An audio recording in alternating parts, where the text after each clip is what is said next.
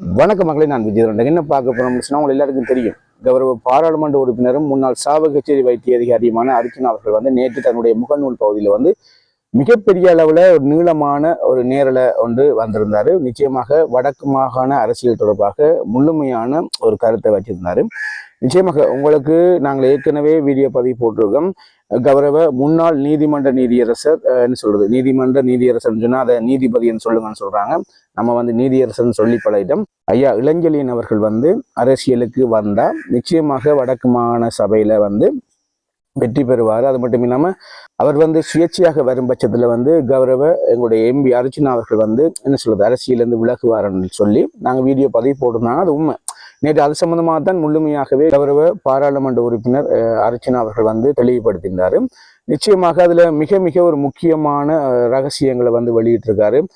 அதிர்ச்சி ஊட்டக்கூடிய ஒரு ரகசியங்கள் என்னன்னு சொன்னா, கௌரவ எங்களுடைய முன்னாள் நீதிமன்ற நீதியரசர் இளஞ்செழியன் ஐயா அவர்கள் வந்து என்ன சொல்றது, நாமல் ராஜபக்ச தலைமையிலான கூட்டணியில தான் வந்து வடக்கு மாகாண சபையில வந்து போட்டியிட போவதாக கௌரவ பாராளுமன்ற உறுப்பினர் நாமல் ராஜபக்ச பாராளுமன்றத்தில் வைத்து கௌரவ எம்பி அர்ச்சனா அவர்களுக்கு கூறியதாக கௌரவ எம்பி அர்ச்சனா அவர்கள் வந்து நேற்று மிகப்பெரிய ஒரு அதிர்ச்சி ஊற்ற செய்தியை வந்து வெளியிட்டிருக்காரு.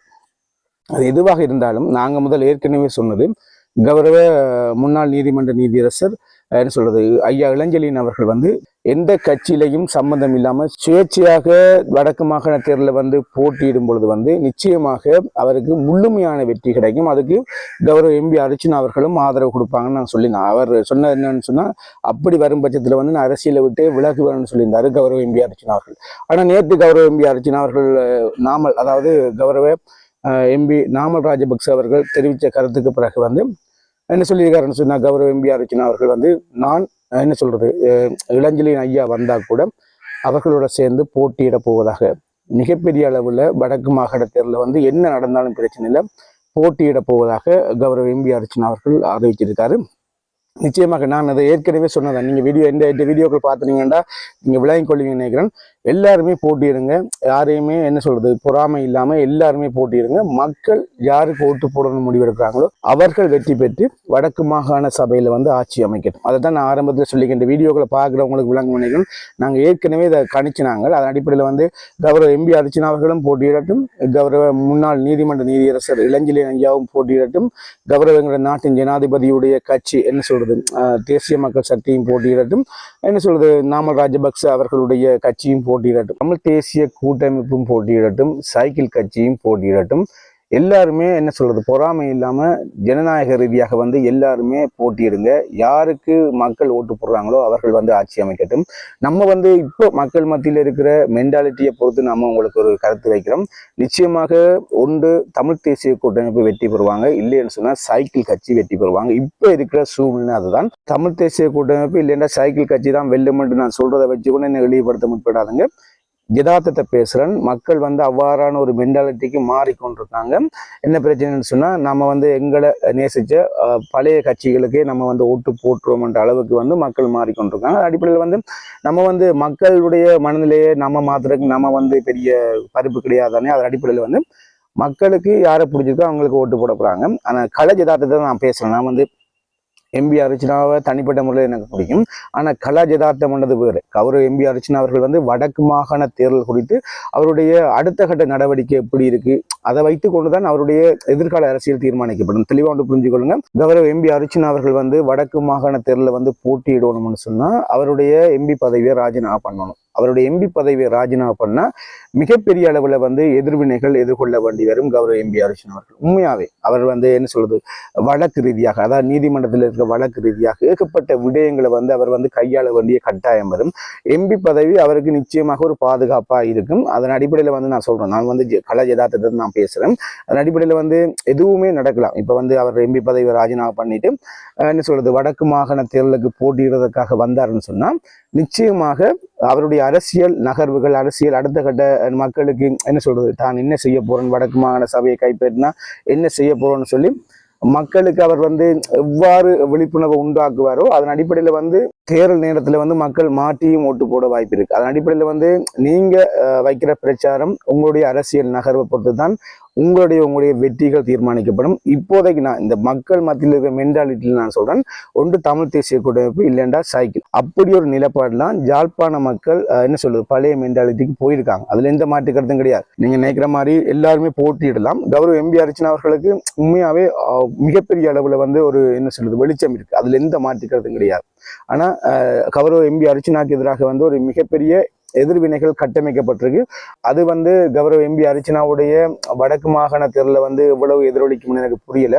ஆனா கௌரவ எம்பி அர்ச்சனாவுடைய அடுத்த கட்ட அரசியல் நகர்வுகள் எப்படி இருக்குன்றதை வச்சுதான் அவருடைய வெற்றி தீர்மானிக்கப்படும். உண்மையாவே யாருக்குமே பயப்படாம பக்கச்சார்பு இல்லாம இந்த கருத்தை வைக்கிறேன். நிச்சயமாக இதுதான் மக்கள் மத்தியில் இருக்க கலாச்சாரம். அது மாறலாம். கௌரவ எம்பி அர்ச்சனாக்கு எதிராக வந்து ஏகப்பட்ட கருத்துக்கள் இந்த சமூகத்துல பரவி வருது.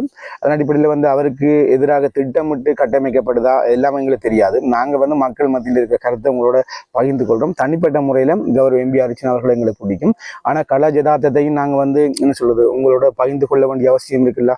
இப்ப மக்கள் மத்தியில் இருக்கிறது என்ன ஒன்று சைக்கிள் கட்சி இல்லைன்னு சொன்னா தமிழ் தேசிய கூட்டமைப்பு வந்தா ஓகே என்ற அளவுக்கு இருக்கிறாங்க. அதை நான் ஓப்பனாவே சொல்லிடுறேன். ஆனா ஒன்று சொல்லிடுறேன், கௌரவ முன்னாள் நீதிமன்ற நீதியரசர் இளஞ்செழியன் ஐயா வந்து அரசியலுக்கு வரும் பட்சத்துலன்னு சொன்னா சுயேட்சையாக எந்த கட்சியும் சாராம வரும் பட்சத்துல வந்து முழுமையான ஓட்டும் கௌரவ என்ன சொல்றது முன்னாள் நீதிமன்ற நீதியரசர் ஐயாவுக்கு விடும்.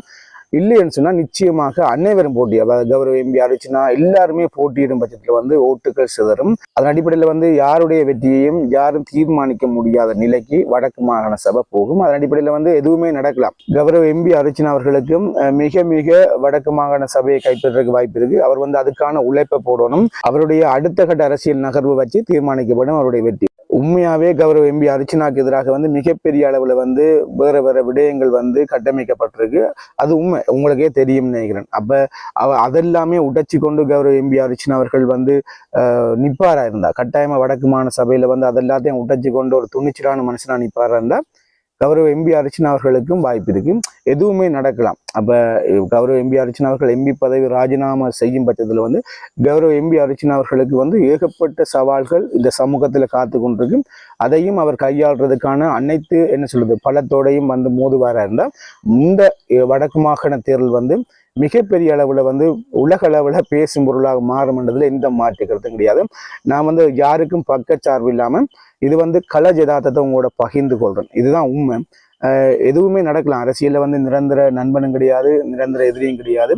அதன் அடிப்படையில வந்து நம்ம வந்து அவருக்கு சார்பு இவருக்கு சார்புலாம் கிடையாது. கௌரவ எம்பி அர்ச்சனா அவர்கள் வந்து தனிப்பட்ட முறையில எனக்கு பிடிக்கும். அது எல்லாருக்குமே தெரியும். நான் தனிப்பட்ட முறையில பிடிக்கிறதால வந்து என்ன பைத்தியம் பண்றாங்க நீங்க தெளிவா ஒன்று புரிஞ்சுக்கொள்ளுங்க. என்னுடைய வீடியோல யாரையுமே தனிப்பட்ட முறையில அவன் இவன் எதுவுமே ஒருமையில பேசியிருப்பானா இல்லை, எல்லாருமே கௌரவமா தான் பேசியிருப்பேன். எனக்கு வந்து விருப்பு வெறுப்பு எல்லாத்தை தாண்டி சக மனித நேயத்தோட நேசிக்கணும்ன்றது என்னுடைய பண்பு. அதை என்னுடைய என்ன சொல்ற சுபாவம் என்றே வச்சுக்கோங்க. நீங்க அதை என்ன பைத்தியம்னு சொல்றீங்க, அதை பற்றி என்ன கவலையும் கிடையாது. எனக்கு தெரியும் என்ன பற்றி, அதை பற்றி நீங்க சொல்றதால எனக்கு எந்த வித கவலையும் கிடையாது. நான் வந்து சொல்றது யதார்த்தத்தை பேசுறவன். கௌரவ எம்பி அர்ச்சனா அவர்கள் வெற்றி பெறுவார் நாங்க சொன்னோம். கௌரவ எம்பி அர்ச்சனா வந்து வைத்தியசாலையில போராட்டத்தை ஆரம்பிக்கும் பொழுது அவருக்கு 6 சீட்டுமே அவர் வெல்ல வேண்டியவர். யாழ் மாவட்டத்தில் வந்து 6 சீட்டுமே வெல்ல வேண்டியவர். அவருக்கு எதிராக மிகப்பெரிய அளவில் பிரச்சாரம் கட்டமைக்கப்படும் பொழுது வந்து நாங்கள் சொன்னோம் 2 சீட் இல்லை 1 சீட். நாங்கள் சொன்னோம் எங்களோட வீடியோ பழைய எங்களோட சேனலில் போய் பாருங்க. நாங்கள் சொன்னது நடக்கும். கட்டாயமாக கௌரவ எம்பி அர்ச்சனாவுடைய அரசியல் நகர்வை வச்சு நாங்கள் சொல்லுவோம் 1 சீட் இல்லை 2 சீட் உண்டு. 1 சீட் அது தெரிந்த உங்கள் கௌசல்யா அவர்கள் வந்து குறிப்பிட்ட வாக்கு பெற்றிருந்தாங்க. ஆனால் அவர் பாராளுமன்ற உறுப்பினர் ஆக்க முடியல. பட் கௌரவ எம்பி அர்ச்சனா அவர்கள் ஆகியிருந்தாங்க. நிச்சயமாக இப்பயும் சொல்றோம், அரசியல் சூழல் அதாவது சமூகத்தில் இருக்கிற பேச்சுக்களை வச்சுதான் நான் உங்களோட பேசுகிறோம். எதுவுமே நடக்கலாம். வடக்கு மாகாண தேதி அறிவிக்கப்படும் பட்சத்தில் வந்து அதுக்கான நகர்வுகள் ஒவ்வொரு கட்சியுடைய திட்டமிடல்கள் அவர்களுடைய கொள்கை முடிவுகள் அறிவிக்கும் பட்சத்தில் வந்து எதுவுமே நடக்கலாம். அதை விட என்ன சொல்றது அதிகார பகிர்வு, அதிகாரம் இல்லாத வடக்கு மாகாண சபையை கைப்பற்றி என்ன செய்ய முடியும் என்றதும் அதுவும் ஒரு மிகப்பெரிய ஒரு கேள்விக்குறி. நிச்சயமாக கௌரவ எம்பி அர்ச்சனா அவர்கள் வந்து நேற்று தன்னுடைய நேரலையில பேசின விடயத்தை உங்களோட பகிர்ந்து கொள்றதுக்காக தான் இந்த வீடியோ பதிவு. எங்களோட சேனலுக்கு யாரும் புதுசாக வந்தால் சப்ஸ்கிரைப் பண்ணி ஆதரவு தாங்க. இன்னொரு வீடியோ சந்திக்கும் பாரு. பாய்.